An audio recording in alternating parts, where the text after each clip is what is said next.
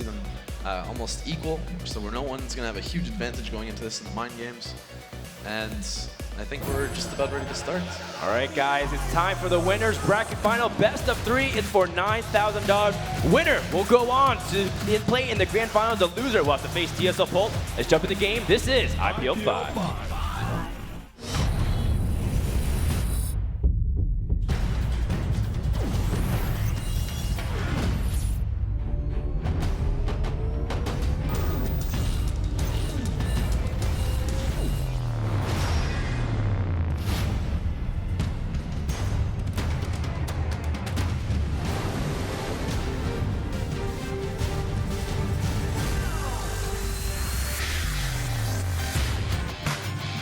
Welcome to IPL 5, Ohana. In the top left half of the map, we have from Team Azubu, a personal sponsorship, but he's playing out of his mind this tournament. Give it up for Azubu viOLet.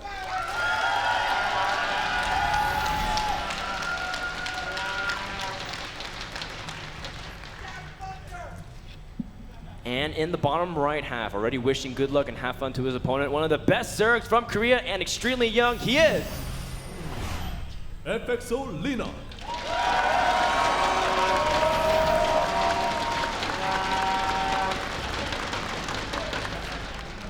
Both these guys phenomenal at English speaking abilities. If you ever have a chance to, just go ahead and say hi and try to hold a conversation. They're actually really good.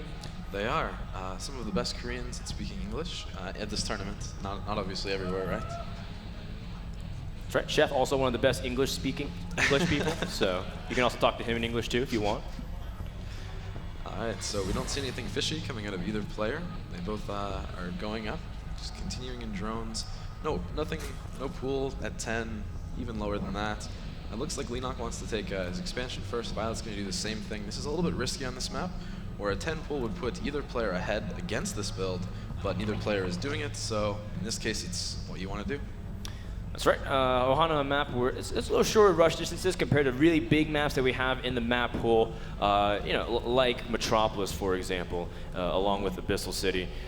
But, you know, this is a great way to open up the series. We've been seeing lots of aggressive play from Leenock throughout the tournament, especially highlighted by Sheth and Icecast against Shigua, where he was just, you know, putting a lot of Ling aggression, Bane aggression, just straight up killing him. But that's the versatility of his play. He can do all those different kinds of style. Meanwhile, viOLet's more of the stable player. You know, he does like a few builds, but he does them incredibly well. He has a great muted transition. He can play the Roach game. And I'm really expecting to see just these two players, see which of their styles can come out ahead. Yeah, so we see so far both players taking the risky build or the greedy part of this build by getting an extractor up before the spawning pool, and in this case, viOLet even got his up earlier, so he's going to have a little bit of time where he can be more aggressive with his Zerglings, maybe even have a few Banelings out slightly earlier than Leenock. Right, so we'll see how that pans out. Now, Sheth, I want to ask you, what kind of styles do you really like to see on Ohana, maybe from both of these players? Do you have a preferred way you like to play the map? I do. On this map, the third base can be really easily connected to the natural through the rocks, but in ZVZ and in most matchups, it's a little bit difficult for Zerg to kill those rocks. And because of that, Queens or any units has to kind of walk around the long way to get to that third base. So Mutas off of Zergling Baneling is very, very strong on this map, because even when Infestors pop out, they have to walk such a long way around an unsafe area, very likely, just on around that curve. Yep, and that's, we'll definitely keep an eye out for that, especially, like you mentioned, the long distance from the natural to the third does get very annoying. As you can see in the bottom lower third, viOLet used to be on teams like MVP and Empire, which is why you might see him a lot with players like Darmagu at the event. Still really good friends with them. And yeah, it's actually true. Him and Pult have incredible English-speaking abilities, and viOLet learned it on his own, as he's currently living in the US of A. Now, you know, we already see the beginning moldings of the game. We see both players getting a Baneling nest, but, you know, defensive Banelings is pretty powerful on Ohana. The ramp isn't as wide as a map like, say, in Tomb Valley, or, God forbid, some of the older maps that used to be in the circuits like Tal'Darim Malter. So not too much aggression really expected out of these players. Indeed, viOLet getting that early Spine Crawler up, even though he had kind of the earlier timing with Vespian Gas. And Leenock now just throwing down an Evolution Chamber. That's helping him complete as well, helping him be a little bit more defensive as well, just in case any sort of Ling Bane comes his way. Leenock coming off some pretty good finishes. You can see that he's a 2-time MLG champion. He also, just 1 year ago in GSL November, he was the runner-up to Jokchi, where it was a very famous finals over there in Korea. And Leenock still is, he's still finding his path, but I mean, most people can argue that when he's playing at his best, he's definitely top 3 Zerg in the world. Wouldn't you agree, Chef? Yep, he does. Zerg's getting nice scout. Actually, is viOLet able to get in and see almost everything and see the drone saturation and pretty much know that he's doing the same exact thing. Now he is going for lair and quad gassing at the same time, Shet. And no Roach Warren or Evo Chamber, or actually the Evo Chamber just started, but this looks like a heavy indication for mutas.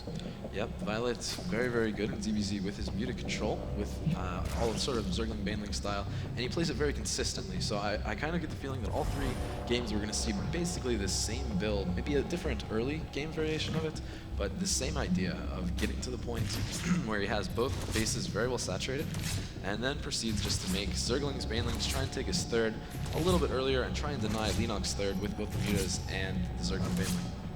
Yeah, so then what do you really need to do to defend against mutas really well? We see players go for like a fast infestation bit, but then yesterday I was casting some games and I saw Sleep try to go for like a Hydralisk and just rely on queens while being able to go for timings. How do you usually try to fare against that kind of harassment, Chef? Alright, well, it has a lot to do with the Spore timing, if they can get up at the expansion, with the queen there, and then of course the timing on the infestors coming up behind it. All right, well, we'll see whether or not Leenock can get ready for that. Actually, no, he's going for a quick infestation pit instead, so don't have to worry about that per se. Meanwhile, Leenock going for more of the defensive, going for the carapace upgrade, which we've been seeing more common nowadays in ZVZ. So now that we have the opening builds really panned out, it seems like, very commonly we see Zergs try to time each other's thirds, but who do you think would have the edge? Do you think this attack from Leenock would be that successful? Alright, in this case, Leenock just needs to wait for that +1, and then he can do a ton of damage.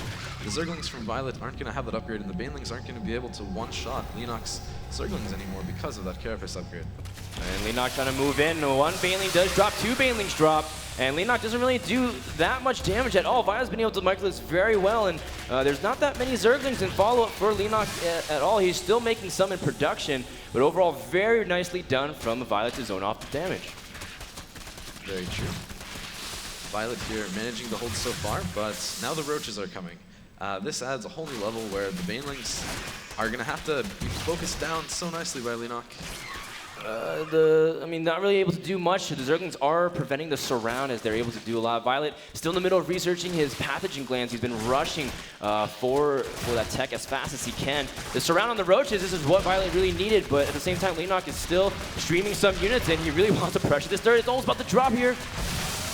And he does get it, an awesome form of aggression from Leenock. Yeah. viOLet being forced even to make some Roaches here. Maybe not what he wants to be doing here. Wants to be making these infestors. Leenock just keep putting on the pressure. It just doesn't stop.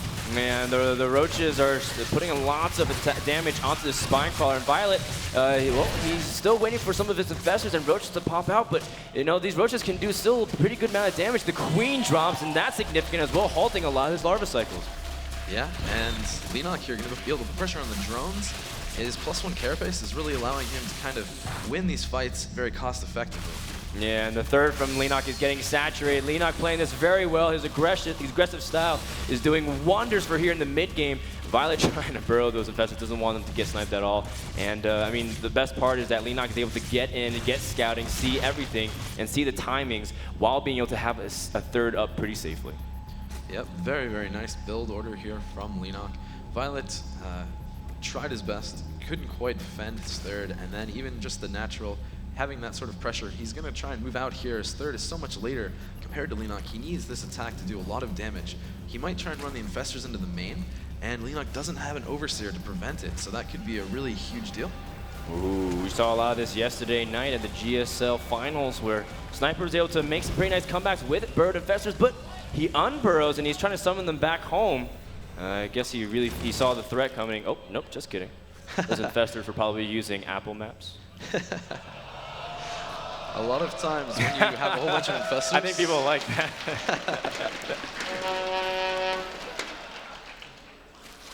Leenock is going to pressure it again at this third, but at the same time, viOLet's also dropping infested Terrans. And this is really good, forcing cancels non-stop. This is just putting viOLet further behind, but tactics like the Infestor usage is what really tries to swing games. Very true. Leenock is managing to put some pressure here on the front of viOLet. It's going to be very difficult for him to hold, but can he do it? I mean, he's got Roach pressure and Infested Terrans. That's a nice spot from Leenock, getting sight from the Overseer. And Leenock's pressuring in here, and viOLet doesn't have that many Roaches. He only got 4. He's trying to make a lot of them hatch, but some of them are only hatching at the natural, while the reinforcements are coming in from the main. And viOLet's trying to push back. Leenock's still coming with more reinforcements. Now, keep in mind, Leenock's had a long time to have a good amount of reinforcements and economic advantage to push this. And Leenock's he still has a pretty good supply lead here, Chef. Yeah, he's just rallying Roaches forward, keeps the pressure on. And again, he has 1-1 upgrades here to viOLet's 0-1. The +2 upgrade didn't quite finish, and Leenock just a master at putting pressure on at all points in this game. Yeah, I mean, he's able to put on the pressure while being able to gain advantage. His third is going up once again. And if Leenock can do some critical damage, there's no way for viOLet to really climb back into this game because he's been losing his Infestors. There's no ability to harass back at the third anymore. More Infested Terrans are popping up, and the Roaches are not stopping at all, Shed. And viOLet is losing almost all of his ability to hold. Even the drones are being pulled, and that is the final signals of the last moments in this game. Leenock off to a great start. Yep, viOLet managing to hold on a little bit longer. He's trying to use the ramp, trying to position his Roaches a little bit better than Leenock here, but it's going to be a hard uphill fight for him. His +2 does finish, so if he can hold here, well, and in the same vein, Leenock also finished his +2. This is just a very, very tough situation to be in. Yeah, I mean, even if viOLet stabilizes, he's taking brutal amounts of damage, and I mean, Leenock, he's still streaming units here and there to keep pressuring, but it's just a small pack of Roaches. GG! Leenock takes game number 1 in this best of 3 series.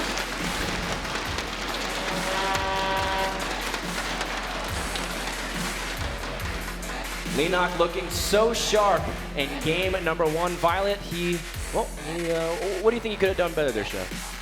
Well, in that situation, if he'd made a few Roaches to help defend his third, if he saw that Leenock is putting a lot of pressure on, he is going to get some early Carapace upgrades. That's kind of the hard decision to know if he is or if he isn't. And either way, he just had to defend that third with Roaches. Couldn't go straight into Infestors, which is what he tried to do. They just weren't very helpful. Right, so well, hopefully viOLet can fix that. Guys, we're going to take a quick break. We'll get ready for game number 2 between viOLet and Leenock. The winner advances to the grand finals of IPL 5. We'll see what happens in game number 2 in just a sec.